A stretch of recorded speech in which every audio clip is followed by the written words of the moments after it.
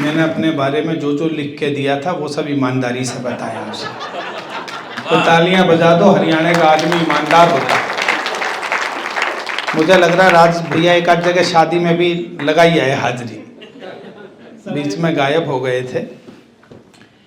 बहुत मन से आप सुन रहे हैं, मैं बहुत बधाई देता हूं और चाहूँगा कि हिमांशु भैया के लिए, हमारा प्यारा मनु उपस्थित है यहाँ, मनु के लिए, आंचल भाभी के लिए, विभूति के लिए और अगस्त के लिए भी एक बार आपकी तालियां बज जाएं कि हम सब याद कर रहे हैं मित्र जी को। बड़े लोग बैठे हैं, सिरोही जी बैठे हैं, हित प्रकाश जी बैठे हैं। मैं हास्य व्यंग का कवि हूं और मैंने बताया हास्य व्यंग ऑब्जर्वेशन का विषय है। अभी पिछले दिनों हमारे गर्ग साहब और विधायक साहब सिरोही जी कुंभ के मेले में चले गए और दोनों ने योजना बनाई, भाई गाजियाबाद की टेक्निक लगानी है और बिना पैसे खर्च किए जलेबी खानी है। देखो गाजियाबाद का आदमी, इस जिले का आदमी अपनी पर आ जाए तो बिना पैसे खर्च किए भी काम कर सकता है। ये हमारे सिरोही जी गए जलेबी वाले के पास, बोले 250 ग्राम जलेबी दे दे। उसने जलेबी दे दी। पीछे पीछे वेद प्रकाश गर्ग जी चले गए, मुझे भी दे दे। उसे पता नहीं दोनों एक दूसरे को जानते, उसने इन्हें भी दे दी। थोड़ी देर में सिरोही जी बोले भी तेरे यहाँ भीड़ भाड़ बहुत है, इस भीड़ भाड़ के चक्कर में मैंने जो 100 रुपए दिए थे वो मत भूल जाना तू। तो जलेबी वाला बोला जी आपने तो 100 रुपए नहीं दिए। तब तक वेद प्रकाश जी बोले भी तुम अपने झगड़े में मेरे 500 रुपए मत भूलना। तालियां बजा दो, थोड़ी सी मन लगाना है मुझे। अब जलेबी वाले ने देखा ही नहीं, बोले क्या 500 तो आपने भी नहीं दिए। फिर उसने सोचा यदि सबके ही मना करूंगा तो बाकी ग्राहक कहेंगे भाई सारे तो झूठ नहीं बोल सकते, जलेबी वाले तू ही झूठा है। तो उसने सोचा कम नुकसान पे मामला निपटाओ। सिरोही जी की तरफ देखकर बोला याद आ गया जी आपने 100 रुपए दिए थे। वेद प्रकाश जी की तरफ देख के बोला जी आपने नहीं दिए। गुप्ता जी बात कसम धर्म पर पहुंच गई। तो हमारे गर्ग साहब ने जो कसम खाई उसके लिए एक बार आप तालियां बजा देना। गाजियाबाद का आदमी ये कर सकता है। गर्ग साहब बोले मैं गंगा जी के घाट पर खड़े होकर हाथ में गंगा जल लेकर कसम खाकर कहता हूं जैसे पैसे इसने दिए वैसे ही मैंने। तो तालियां थोड़ी सी बजा दीजिए, थोड़ी सी। भले आदमी थे, मुझे 20,000 रुपए देने थे, लेने से पहले ही निकल गए। जीना मरना अपनी जगह, हिसाब किताब अपनी जगह। 20,000 रुपए निकाले, लकड़ियों के बीच में फंसाए, बोले यही निपटाना है हिसाब किताब। मैं सच बता रहा हूं। पीछे पीछे राज भाई ये भी कहने लगे हिमांशु जी मुझे भी याद आ गया, मुझे भी इनके 30,000 रुपए देने थे, हिसाब यही निपटना चाहिए। इन्होंने 30,000 रुपए निकाल के लकड़ियों के बीच में फंसा दिए। हमारे सुरेंद्र शर्मा जी भी वहीं खड़े थे। कवि परिवार का मामला था, सब कवि भी खड़े थे। इन्होंने तुरंत ड्राइवर को फोन मिलाया, बोले गाड़ी में मेरा सूटकेस रखा है वो निकाल के ला। वो सूटकेस लाया, उसमें से तुरंत 1 लाख का चेक भरा। बोले मुझे भी इसके 50,000 रुपए देने थे, हिसाब यही निपटाना। चेक लकड़ियों के बीच में फंसाया और 50,000 कैश निकाल के जेब में।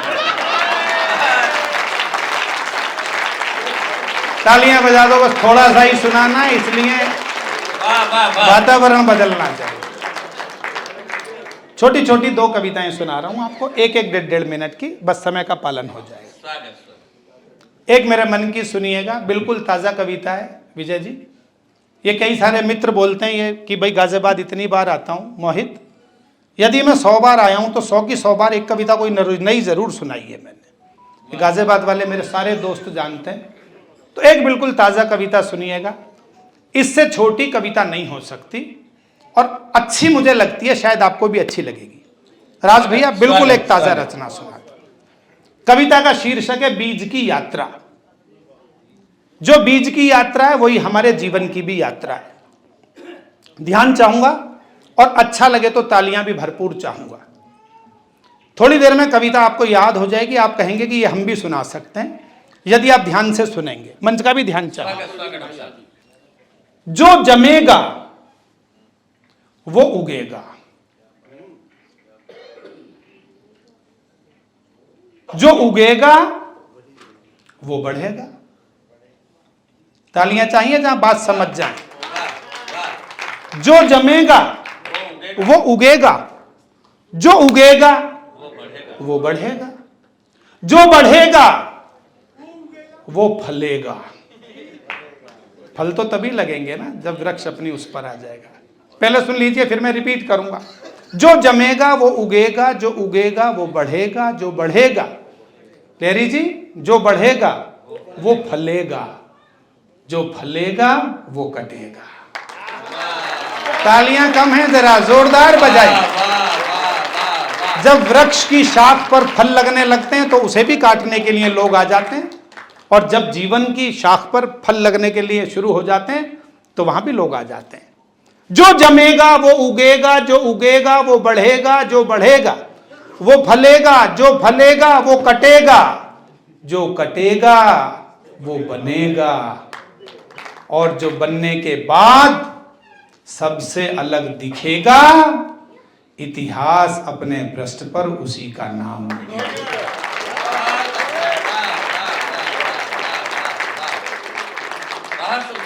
आज सुरेंद्र जी के साथ कितने हास्य रस के कवि आए, पर वो अलग दिखते हैं तो इसलिए वो सबसे अलग है। एक छोटी सी कविता और सुनाता हूं, सुनिएगा। मेरे बहुत मन की कविता है प्यारे भैया, ध्यान चाहूंगा। इनकी सीट बाद में बदलवा देंगे। आ जाइए, आ जाइए, चलिए, ये भी जरूरी है। मैंने बहुत सारे रंगों में कविताएं लिखी। मेरी सबसे बड़ी मित्र जी बहुत मुझे स्नेह करते थे, कुंवर जी के तो अंडर में मैंने पीएचडी की, और ये मेरे सब बड़े भाई जानते हैं। मैंने यूं भी लिखा था कि समय था वो भी जब हर ओर अच्छे लोग रहते थे। गाजियाबाद वालों, जरा थोड़ा सा अधिक दाद चाहिए आपकी। समय था वो भी जब हर ओर अच्छे लोग रहते थे। दीदी आप पहली बार सुन रही हैं ये। समय था वो भी जब हर ओर अच्छे लोग रहते थे, दर्द पीड़ा घुटन से दूर ऐसे लोग रहते थे। यहां महलों में भी पसरा है अब तो झूठ का साया, कभी कच्चे मकानों में भी सच्चे लोग। तालियां कम हैं, जरा मिलकर बजा दीजिए, वरना मैं बहुत सारी बातें करनी जानता। कभी कच्चे मकानों में भी सच्चे लोग रहते थे। कभी बताते होंगे वेद प्रकाश जी पिताजी कि तुम्हारे दादाजी बहुत संपत्ति नहीं थी, पर उनकी बात उस संपत्ति से भी ज्यादा वजनी होती थी। एक मुक्तक और सुनाता हूं। जहां में घूमते हैं आदमी के अनगिनत साए। लोग कहते हैं कवि सम्मेलन होते हैं, इनसे कुछ होता है। मैं जिम्मेदार लोगों के बीच कहता हूं कि होता नहीं है साहब, 100%, 1000% होता है। यदि कहने वाला बात को दिल से कह दे और सुनने वाला दिल से सुन ले, तो एक पंक्ति व्यक्ति की पूरी जिंदगी बदल सकती है। 4 पंक्तियां सुन लीजिए। जहां में घूमते हैं आदमी के अनगिनत साए, कोई खुशियों में भी रोता, कोई गम में भी मुस्काए, रहें दुनिया की खातिर आंख में मेरी सदा आंसू, मेरे कारण किसी की आंख में आंसू नहीं। और मेरी जिंदगी की 4 कीमती पंक्तियां जो मेरे मंच के बहुत सारे कवि मित्र खुद मुझे सुनाते हैं। विनीत भाई कई बार सुनाते हैं, और सारे मित्र, बहुत सारे लोगों ने डीपी बनाई। सुन लीजिए 4 पंक्तियां, बहुत पॉपुलर हुई पूरी दुनिया में। गाजियाबाद में मैंने बहुत कम सुनाई है, या शायद नहीं सुनाई है, आज मन हो गया सुनाता हूं। जाने कितने अनुभवों का है यही बस्सार अंतिम। विनीत भाई साक्षी हैं। अभी 1.5 लाख रुपए का सम्मान मिला था इन्हें ग्राफिक एरा में। देहरादून में एक यूनिवर्सिटी है राज भैया, ग्राफिक एरा डीम्ड यूनिवर्सिटी, उसके कुलपति ने 250 बोर्ड इन पंक्तियों के यूनिवर्सिटी में लगवाई, और यह कहा कि मैं चाहता हूं कि यूनिवर्सिटी में पढ़ने वाले हर बच्चे को ये पंक्तियां याद होनी चाहिए। और मैं गारंटी देता हूं दोस्तों, जिसे ये पंक्तियां 4 याद हैं, वो जीवन में किसी भी स्थिति में डिप्रेशन का शिकार नहीं हो सकता। कभी कभी निराशा के बादल घेरते हैं, मैं भी दोहरा लेता हूं, मेरी बिटिया ने भी पढ़ने की टेबल पर लिखी है। आशीर्वाद देना बात आप तक पहुंचे तो। जाने कितने अनुभवों का है यही बस्सार अंतिम, तोड़ना मत मन के रिश्तों का कभी भी तार अंतिम। जितने मन के रिश्ते हैं दोस्तों, प्यारे भैया, ये दो भाई हमारे, इनके लिए कुछ खाने की चीज ज्यादा महत्वपूर्ण हो रही, उन्हें मत तोड़ना। गया हुआ धन 10 बार लौट आएगा, लेकिन सगा रिश्ता हाथ से छूट गया तो लौट कर नहीं आएगा। इसलिए कहता हूं, जाने कितने अनुभवों का है यही बस सार अंतिम, तोड़ना मत मन के रिश्तों का कभी भी तार अंतिम। जिंदगी की उलझनों से जूझ के जाना ये मैंने, ना कोई भी जीत अंतिम, ना कोई भी हार। जाने कितने अनुभवों का है यही बस सार अंतिम। एक बहुत छोटी सी कविता और मेरे काव्य पाठ का, आज के काव्य पाठ का विराम, क्योंकि मैंने तय किया था 10 मिनट में मुझे भी खत्म करना है, तो मेरे 10 मिनट से पहले ही बात खत्म हो जाएगी। एक बार तालियां बजा दीजिए थोड़ी सी, मैं आज कुछ और मूड में सुना रहा हूं। हिमांशु भैया ने मेरे बहुत तेवर देखे, बहुत रंग देखे, और मंच का भी आशीर्वाद चाहूंगा। ये प्यारी विभूति बिटिया को सौंपता हूं, पहली बार सुना रहा हूं। स्वागत स्वागत। बहुत ध्यान से सुनिएगा, कान से नहीं, ध्यान से सुनिएगा। बहुत सारे 35 साल हो गए हमें कवि सम्मेलन के मंच पर डमरू बजाते हुए। अभी भीष्म शुरू कर दूंगा, कवियों का स्वयंवर, तो बहुत तालियां बज सकती हैं, लेकिन ये कविता तालियों से बड़ी कविता है, आपके मन के द्वार पर दस्तक देगी, और अच्छी लगे तो समर्थन भी आपका आएगा।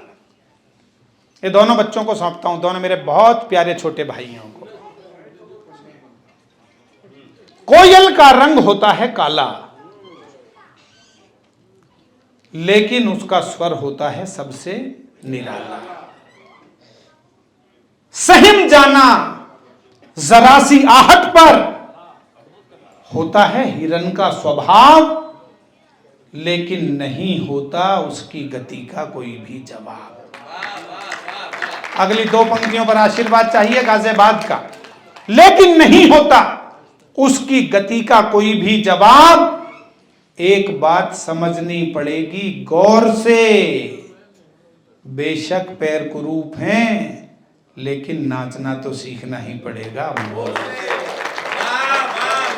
तालियां कम हैं आपकी, मैंने कहा अच्छी कविता पर और ज्यादा समर्थन मिलना चाहिए, वरना बीच में 5 लतीफे और फंसा सकता हूं, वो नहीं फंसा रहा। एक बात समझनी पड़ेगी गौर से, बेशक पैर कुरूप हैं, लेकिन नाचना तो सीखना ही पड़ेगा मोर से। नहीं होता किसी बया के पास किसी गिद्ध से लड़ने का हौसला, लेकिन कभी नहीं बना सकता कोई गिद्ध बया जैसा नहीं। अरे प्रणाम करता हूं आप।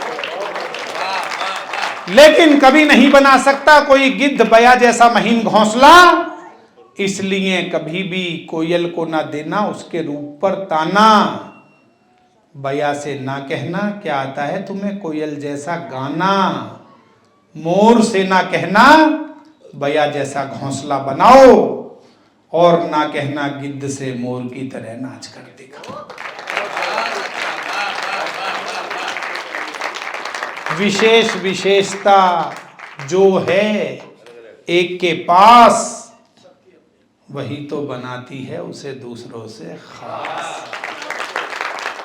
और 2 पंक्तियों पर बहुत मन से आपने सुना है, इसी भाव को और थोड़ा सा बढ़ाइएगा। विशेष विशेषता जो है एक के पास, वही तो बनाती है उसे दूसरों से खास।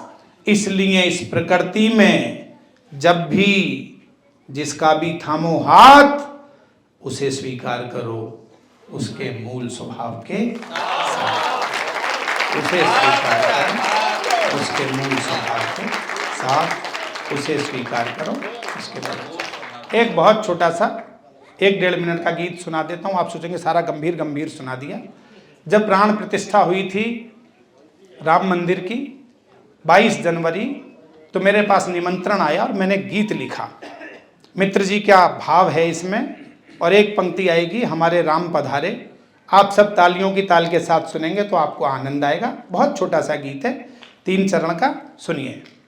अयोध्या धाम पधारे हमारे राम पधारे, ये आपको बोलनी है।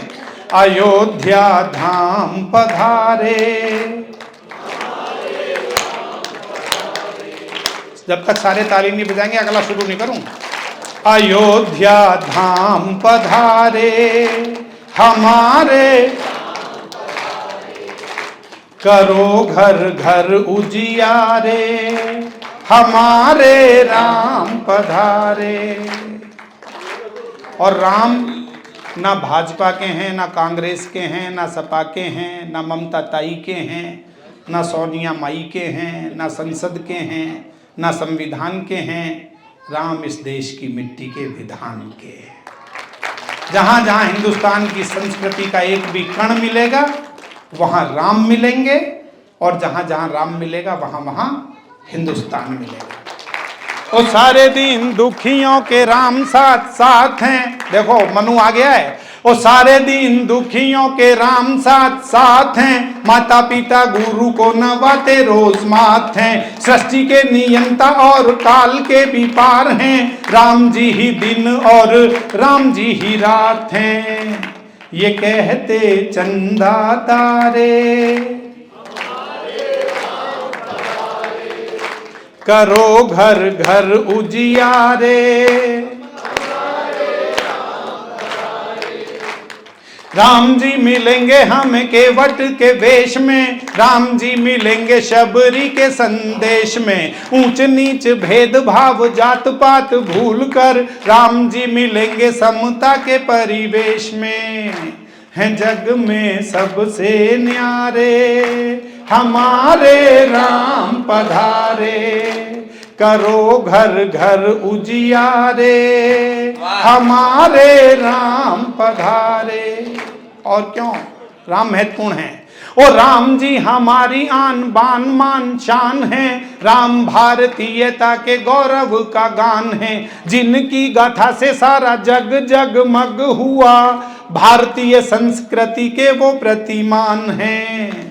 ऋषि मुनि कहते सारे, हमारे राम पधारे, करो घर घर उजियारे, हमारे राम पधारे।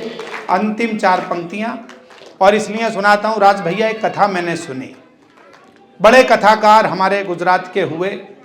उन्होंने लिखा कि जब राम और रावण का युद्ध चल रहा था तो एक तरफ रावण इतना बलशाली शक्तिशाली, दूसरे ओर जटाजूटधारी राम, और एक कथा फैल गई कि राम की सेना के छोड़े हुए पत्थर भी पानी पर तैरते हैं। पत्थर पर राम लिखा, पत्थर पानी पर तैरता है। यह खबर पहुंच गई लंका में, तो लंका के लोगों ने कहा कि आप भी पत्थर पर रावण लिखकर तैरा कर दिखाओ, वरना हम जान जाएंगे कि एक तरफ आप हो, दूसरी तरफ मायावी जादूगर है, आप जीत नहीं सकते उससे। रावण गया समुद्र के किनारे, पत्थर पर रावण लिखा, पत्थर को पानी में छोड़ा और वो पत्थर भी पानी पर तैरने लगा।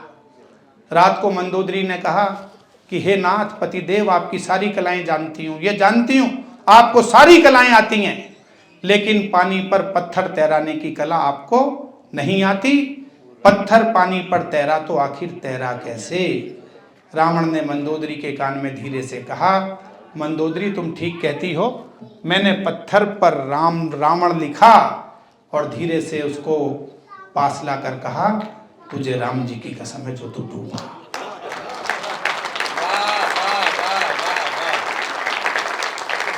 तो ऐसे राम जिनकी कसम से पत्थर भी तैर जाएं, रावण के भी तैर जाएं। ओ कितनों के जीवन को मोड़ दिया राम ने, पतित हुआ वो जिसे छोड़ दिया राम ने। ज्ञानी महाज्ञानी दशानन जब दंभी हुआ, उसका भी सारा दंभ तोड़ दिया राम ने। इसे हर मन स्वीकारे। एक बार हाथ उठाकर तालियां बजा दीजिए। करो घर घर उजियारे, ऋषि मुनि कहते सारे, अयोध्या धाम पधारे, हमारे राम पधारे। बहुत बहुत धन्यवाद, बहुत बहुत आभार आपका।